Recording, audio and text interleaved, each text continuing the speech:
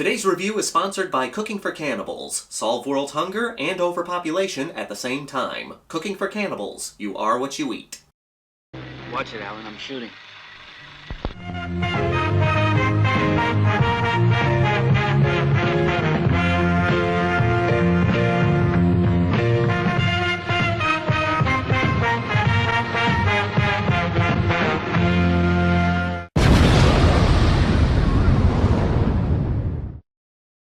Deep red. Wouldn't that technically be maroon?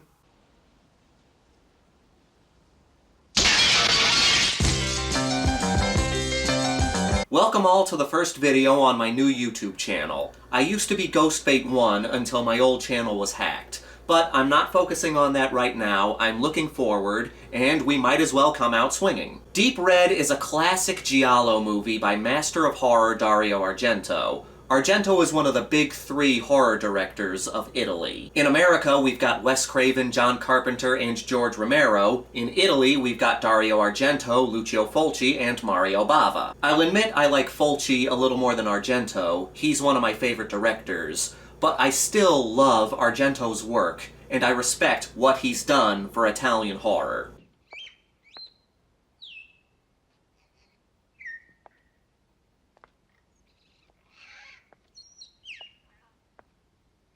Deep Red follows a jazz pianist named Marcus. One night he witnesses a brutal murder, because this is a Giallo film, they're all brutal murders, of a known psychic. He takes it upon himself to solve this murder, and with the help of a spunky, wisecracking reporter, they set out to unravel this mystery.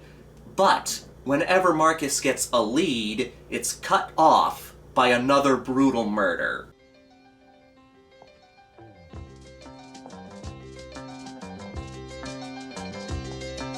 And he starts to wonder how the killer is able to track his every move. This is a common element in most Giallo movies. The sleuth is rarely an actual detective. The police are still involved, but this is a horror movie, so the police are pretty much useless. Usually it's a musician, an artist, a reporter, or a writer trying to find the killer.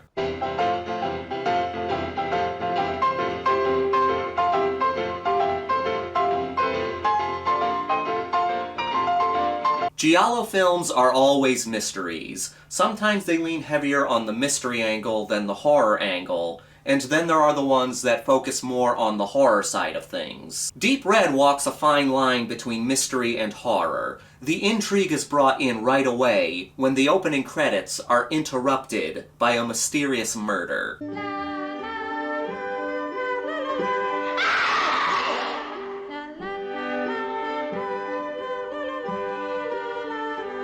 It grows even more during an open lecture with the soon-to-be-dead psychic. As she's doing her psychic thing, she picks up on the thoughts of the killer.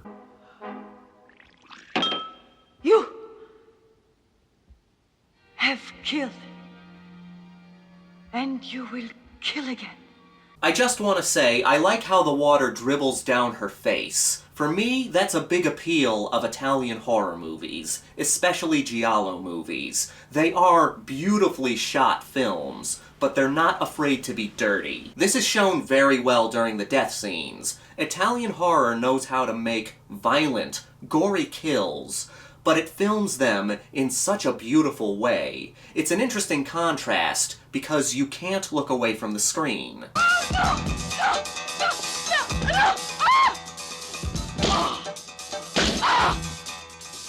Marcus is a good main character, but the protagonist who steals the whole show is Gianna. She's the wisecracking reporter. She adds an element of fun to the movie, from her piece of shit car to her cigarette twirling.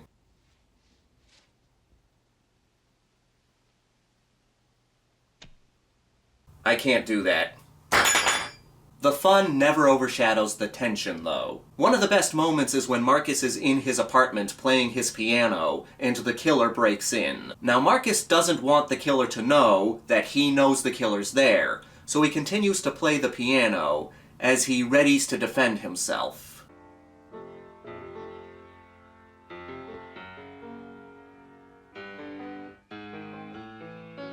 I never thought watching sweat drip down a guy's face could be so suspenseful. Like with most Giallo films, in Deep Red we never really see the killer. We see the gloved hands, a shadow. We also get a Black Christmas-esque moment.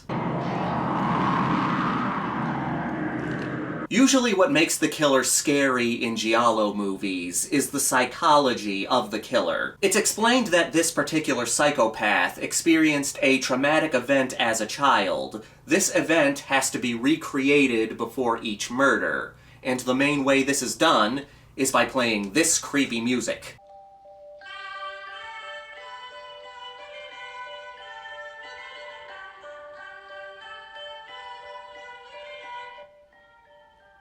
Whenever you have children singing in horror movies, it's creepy. Kids singing is scary. Speaking of music, the soundtrack for Deep Red was done by famed Italian band Goblin. Goblin did the music for many Italian horror movies. His most famous being Dario Argento's Suspiria, but he also did the music for Joe D'Amato's Beyond the Darkness, and for the European release of Dawn of the Dead by George Romero. In fact, Deep Red was the first movie they did the soundtrack for. Listening to the soundtrack, I noticed how similar it is to the Halloween theme. Deep Red came out in 1975, Halloween came out in 1978. Listen to the Halloween theme. Now listen to the Deep Red theme.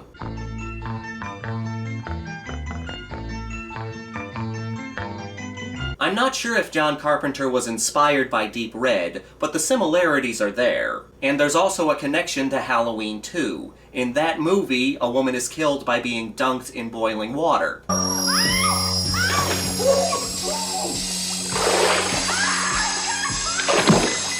We also get that in Deep Red.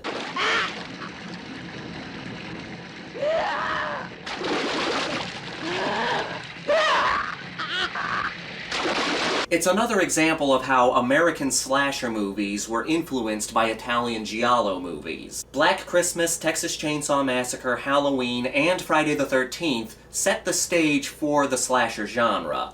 But Psycho and Giallo cinema set the stage for those movies. Now, since this is a new channel, it's time to introduce a new element to my videos. My new rating system. The Grindhouse Rankings. I didn't have a rating system on my old channel, but I thought, what the hell, let's put a non-serious one here. So let's get to the Grindhouse Rankings. So we've got a body count of 5, which includes but is not limited to stabbings, head crushings, and decapitations. We've got a great soundtrack by Goblin. It fits the Giallo requirement with leather gloves, mystery, and absolutely no painless deaths. The nudity is light with only one bloody breast. There's good atmosphere, good suspense, and good gore when we get to it, and we've got likable characters that we're not just waiting to see die. I'll give this one a 4.5 out of 5. While I can't say it's my favorite Giallo by Dario Argento, it's definitely a good one. Italian horror fans will enjoy it. Thank you all so much for watching. I want to take this opportunity to thank some of my old subscribers who have come over here to this new channel. Thank you all for spreading the word that my old channel was hacked and I'm here now. I've sent a bunch of messages to YouTube, but I don't see any hope in getting my old channel back.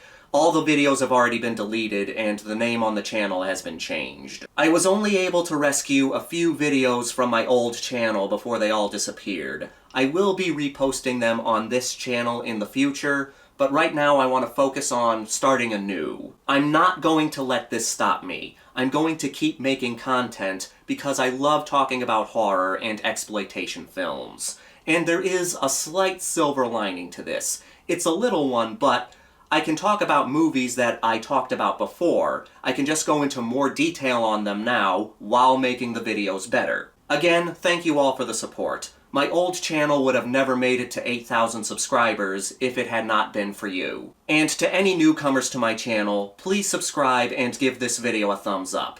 Let's see if I can regain what I've lost. Leave a comment down below. Let me know your favorite foreign horror movie. And until next time, this is the Maniac, formerly Ghostbait, here to remind you that the Grindhouse will never die.